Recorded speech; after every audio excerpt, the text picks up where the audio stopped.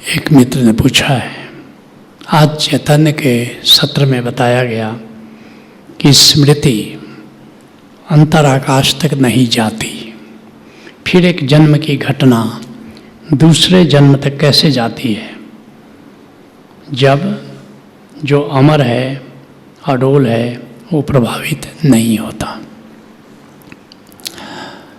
अंतराकाश आत्मा है, चैतन्य है, प्रेममय है, आनंदमय है, ऊर्जामय है, अमृतमय है, लेकिन वह अंतराकाश जिसे पतंजलि कहते हैं योग चित्त वृत्ति निरोध।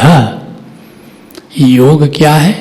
जहाँ चित्त वृत्तियाँ नहीं पहुँच पाती, ऐसे निर्जन द्वीप में पहुँच जाओ, ऐसे चेतना के द्वीप में पहुँच जाओ जहाँ चित्त की वृत्तियाँ नहीं पहुँचती, वो योग है। चित्त की वृत्तियाँ क्या हैं? 5 वृत्तियाँ हैं। प्रमाण वृत्ति। प्रमाण वृत्ति क्या है? जो इंद्रियों से जो तुम जानकारी हासिल करते हो, जैसे संगीत सुनते हो, लेकिन अंतर आकाश में अनुभव से देखोगे कि ये जो संगीत है जो तुम सुन रहे हो, ये अंतर आकाश में नहीं जाता, अंतर आकाश इससे मुक्त है। ऐसे ही भ्रम वृत्ति, कोई भी भ्रम देखोगे अंतर आकाश तक नहीं जाता। जैसे भ्रम है कि मैं देह हूँ, लेकिन तुम्हारी ये मान्यता, तुम्हारी ये धारणा, तुम्हारा ये भ्रम अंतर आकाश में अगर जाओगे तो वहाँ जिंदा नहीं रहता, वहाँ बचता नहीं।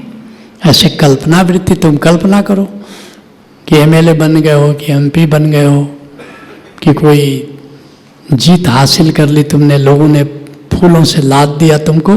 अब अंतर आकाश में जा कर के देखोगे तो वहाँ कुछ भी नहीं है, न फूल है, न माला है, कुछ भी नहीं है। तो ये कल्पना वृत्ति भी वहाँ नहीं पहुँचती। ऐसे कोई स्मृति वृत्ति, कोई जीवन की घटना याद करो और फिर तुम अंतर आकाश में जाओ, देखोगे वहाँ तो कोई घटना है ही नहीं, कोई स्मृति है ही नहीं। ऐसे निद्रा वृत्ति, नींद भी अंतर आकाश में नहीं जाती, स्मृतियों से मुक्त है अंतर आकाश।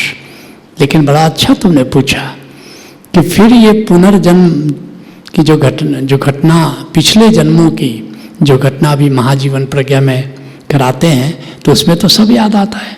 अपने पिछले जन्म सारे देख लेते हो, कई जन्म देख लेते हो, तो वो कहाँ होता है? मैं तुमसे कहना चाहूँगा वो अंतर आकाश में नहीं होता है, वो तुम्हारे सब कॉन्शियस में होता है, वो अवचेतन में होता है।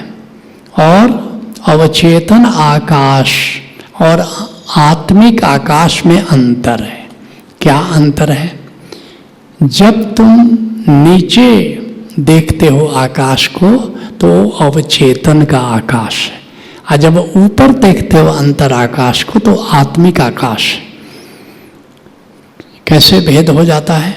जैसे ही थोड़ी गर्दन तुमने झुकाई तो विशुद्ध चक्र पर एक बंध लग जाता है, तुम्हारी ऊर्जा विशुद्ध चक्र के ऊपर नहीं जाती, और तब जो जिस आकाश को तुम देखते हो वो अवचेतन आकाश है।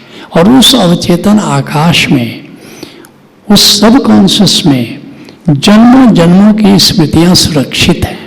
वो सिनेमा हॉल है जहाँ तुम्हारे पिछले जन्मों की फिल्म सुरक्षित है, और सारी फिल्म उस सिनेमा घर में जाकर के तुम देख सकते हो।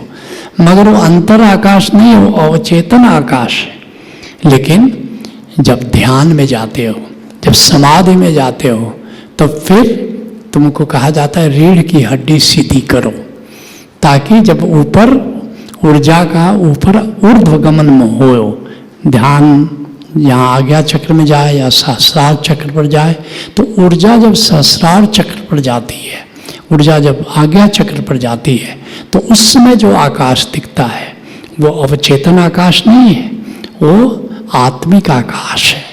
और इसीलिए एक बड़े मज़े की बात है कि जो महाजीवन प्रज्ञा में जो फ्रेशर्स आते हैं, जिन्होंने ओशो धारा के समाधि कार्यक्रम ज़्यादा नहीं किए हैं, वे बहुत आसानी से अपनी पिछले जन्मों को देख लेते हैं, बड़े आसानी से। लेकिन जो कई समाधि कर चुके हैं या सुमिरन कर चुके हैं, उनको बड़ा मुश्किल होता है, वे अनुभव नहीं कर पाते।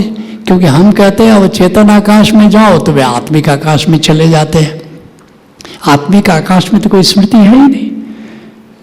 तो अगर महाजीवन प्रज्ञा में भाग लेकर के अपने पिछले जन्मों को जानना है, तो बेहतर है कि जल्दी आ जाओ। अगर ज़्यादा समाधि कार्यक्रम कर लोगे तो तुम्हारी आदत समाधि में जाने की हो जाएगी, तुम्हारी आदत आत्मिक आकाश में जाने की हो जाएगी, और तब महाजीवन के अनुभवों को प्राप्त करना बड़ा कठिन हो जाएगा। तो दो आकाश अलग अलग हैं। जब कहा जा रहा है कि चित्त की वृत्तियाँ अंतराकाश में नहीं पहुँचती, तो वह अंतराकाश आत्मिक आकाश है, आज्ञा चक्र और सहस्रार पर जाकर अनुभव किया गया आकाश है। और जब महाजीवन प्रज्ञा में कहा जा रहा है कि अब भीतर आकाश में जाओ, तो वहाँ अवचेतन आकाश की बात हो रही है।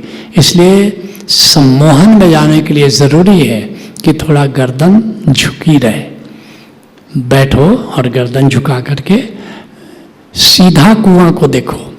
जबकि संत क्या कह रहे हैं, उल्टा कुआं गगन में जिसमें जरे चिराग। पलटू साहब कहते हैं उल्टा कुआं, ध्यान और समाधि में जाना है, आत्मिक आकाश में जाना है तो उल्टा कुआं, और अवचेतन में जाना है तो सीधा कुआं। ये आकाश आकाश में भेद है। Let's acknowledge.